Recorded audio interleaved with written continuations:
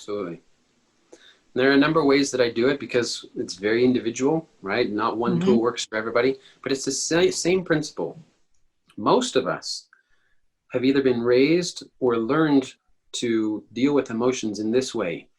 We pick a door, we open the door, and we throw all the emotions in, we slam the door as fast as we can. But guess what Sounds like happens? my closet, but that's okay. Yeah. But what happens when we do that? Eventually, the closet gets full, and I love the title of a book that I just read. Feelings buried alive never die. Another way of putting it is emotions that are stuck in the body is energy that is just waiting to get out. In other words, the emotions are going to stay until they deliver the message that they're meant to give. Okay? That's powerful. That's powerful. Yeah. If you could say that one more time. That last part? That same statement that you mentioned is powerful. Sure. The emotions will stay in your body until they deliver the message that they're meant to give.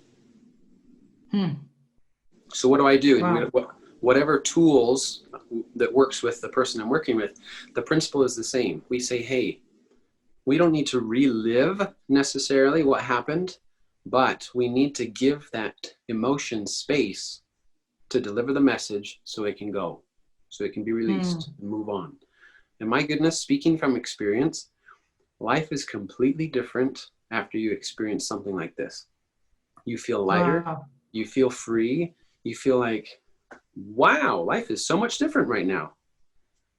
I love doing it. Like you said you feel lighter for sure. Yeah, because all those years of trying to keep that door shut, that's exhausting. You'll even feel it in your body. It's like, why am I tense all the time? In my shoulder, my back, my stomach, wherever it is. Why am I always tense? Guess what? It's very likely that that is an emotion, an emotional energy that's stuck. And if we can give it space to be released, boom, you're healed in more way than one. So let me ask you, like, as I'm sure a lot of people are like, I'm sure a lot of people are looking at the word emotions and trying to identify, because a lot of times when we know exactly what we're dealing with, then we can kind of face it. So let's dig deeper into the word emotions. When you mention emotions, like how am I feeling it? As you mentioned, of course, the tension and maybe the stress, but how can a person look into saying, you know what, I need some help. This emotion is affecting me. It's affecting how I'm making decisions in my life. How can a person start assessing this emotion? Very good.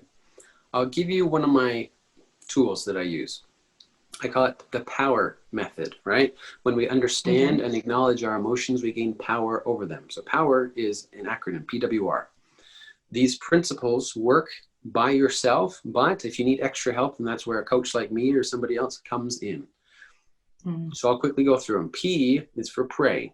Regardless of religious or spiritual identities, if you believe in a higher power, the universe or whatever it is, by talking to somebody who can help you in a safe environment, just like I did with the therapist, that is monumentous in getting that emotion out. Why? Because you've probably spent the last 20 years trying to keep that emotion in.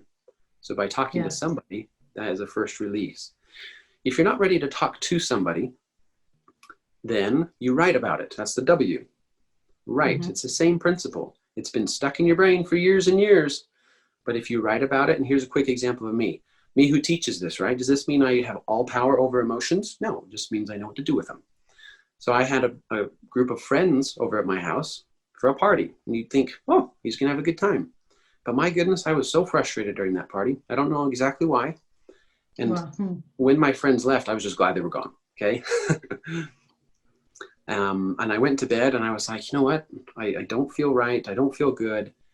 I'm just going to watch a quick episode of one of my favorite TV shows. But I was thinking, no. Not that the TV show is bad, and not that it's bad to watch TV, but I'm doing it for the wrong reason. I'm doing it to avoid my emotions. So what did I do? I just quickly pulled out a journal and I started writing what I was feeling. Hey, I feel frustrated. I feel upset. I feel unfulfilled, maybe disappointed, maybe bored or lonely. Wait, you were just with a party. How could you be lonely? It's fine.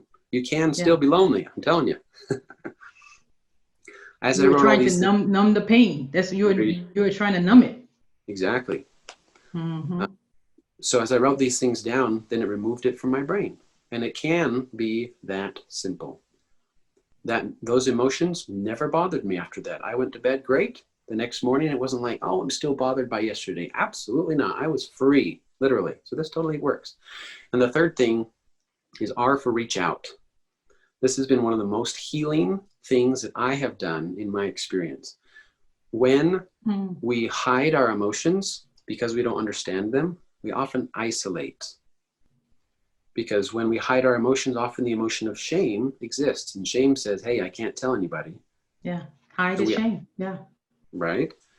And because I isolated, I wouldn't talk to very many people. Sure, I'd be involved. I was a leader in a lot of spaces. So I was in front of a lot of people and talking to people, yes, but all superficially. When I Yeah. reached out, I said, hey, either I need help or I'm just looking to see how are you? And that's a true connection. When I did so, shame had no space. Okay. Shame had to Mm. leave. And I felt so much better. I realized that I wasn't the only one who experienced feelings of shame. Wait a minute. If I feel it and somebody else feels Yeah. it, guess what? That means I'm not alone. Huh. Well, we live in a world where we're always comparing ourselves with the others. There's always that space of I should have been here, I could have been there. All of these things start coming into the space where you can easily fall into a space of I'm shameful because or I'm guilty that I didn't get this done or I'm not at this level. So yeah, you could see how easily, if we're not careful, that all of us are quote unquote shameful about something. Mm-hmm. We may compare ourselves to our sister, or she has 4 PhDs and I have a GED. Anything can put us in that space, and then I can see where that isolation starts happening and really start changing your behavior into getting into that space of where it's holding on to emotions that you're not resolving, for sure. Right. You have a real gift for summarizing. Well done. Yeah, but it's amazing because what you're sharing is something that is so needed, because when it comes to explaining what you're explaining, what it is that our body is going through, it's not like each and every one of us are not going through it. It's just we don't have a way to explain it. And Mm-hmm. so what you're explaining to the world, to us, to the audience, is sometimes we just need to take some time and feel ourselves, literally feel, am I okay? Because we Mm-hmm. can go into that numbness space and watch television or drink or overeat anything just to avoid feeling. And sometimes if feeling is painful, we try to avoid it. But what Exactly. you're telling us is don't avoid it, face it, Oh, and yes. put it in its place, Right. and hopefully shift somewhere else, whether it's on a journal or, as you said, with a therapist, with a friend. I'm a Christ follower, so I pray my pain away. Mm-hmm.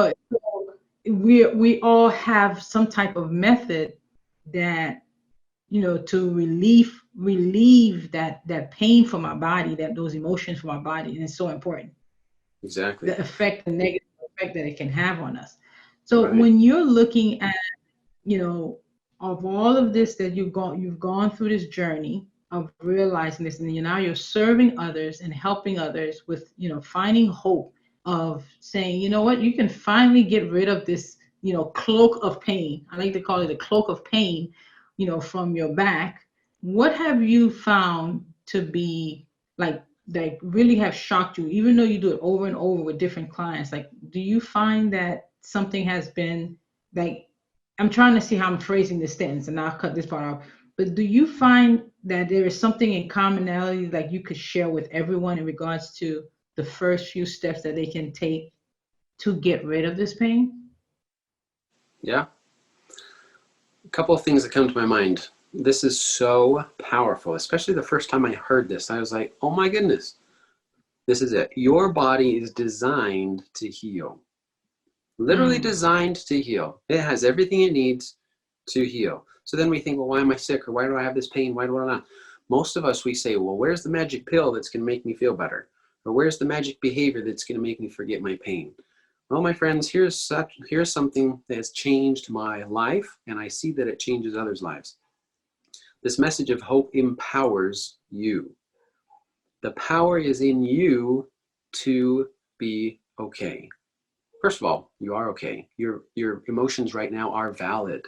You have every right to feel the way that you do. Remember what my therapist told me? But I'm telling you, this knowledge that I have gained and that I'm trying to share with the world is you have the ability to understand and acknowledge your emotions so that that pain will go away. You can turn that pain into power. But what we've talked about today sound extremely simple. And I'll tell you, they might sound so simple that it's like, well, there's no way that could work, or that just sounds stupid. I know, I was Too there. simple. Yeah. But what is necessary is, guess what? If your body is trying to give you a message, what's the best way to do it? Is you listen. You give it space to deliver that message. However that works for you. If you want to wake up and your first 10 minutes is listening by closing your eyes and saying, okay, how do my feet feel? How do my legs feel? How does my body feel? Whatever. You're being mindful towards your body, and then you can feel dissonance or stuck energies. And if that's the case, then all right, what's the emotion? It comes with practice, of course. And you can say, all right, I'm going to write in my journal. I'm going to read something inspirational. Anything that makes you focus and listen to your body will allow you to release those emotions. And that's so important. Focusing, right? Focusing to listen. If you're not listening, then you won't know what is wrong. But isn't it it's interesting, like a lot of times we will know what's wrong with everyone else around us. Especially, especially if you're a caregiver, we want to help, the world, but we won't listen to our own body.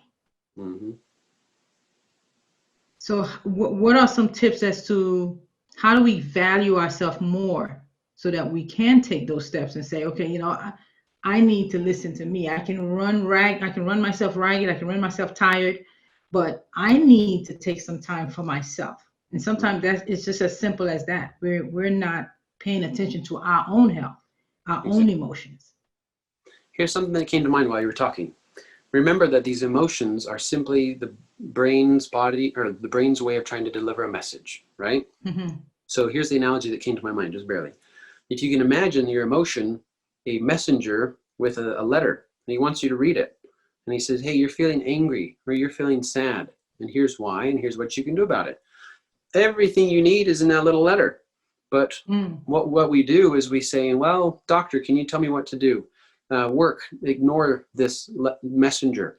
TV, tell me what I can do. Whatever, right? When the solution is in that letter that your body is trying to deliver. So again, whatever way you want to hear it, the power is in you. And it simply comes with the need to try. If anything that you're hearing today resonates, say, hey, I'm going to try that. If I want to pray, great. My goodness, that's so powerful. Why? Because you're talking to the master healer. He knows your body so well. If I'm going to try writing, if I'm going to try reaching out to somebody, I don't really know how to reach out. Just send a text to somebody and say, hey, how are you doing? Oh, they might respond and it'll be great. And then you feel better. And when you start to feel better, then your body says, okay, I recognize the good feeling. So now let me go let me go try to recognize the feelings that I don't quite understand. What is the messenger trying to tell me?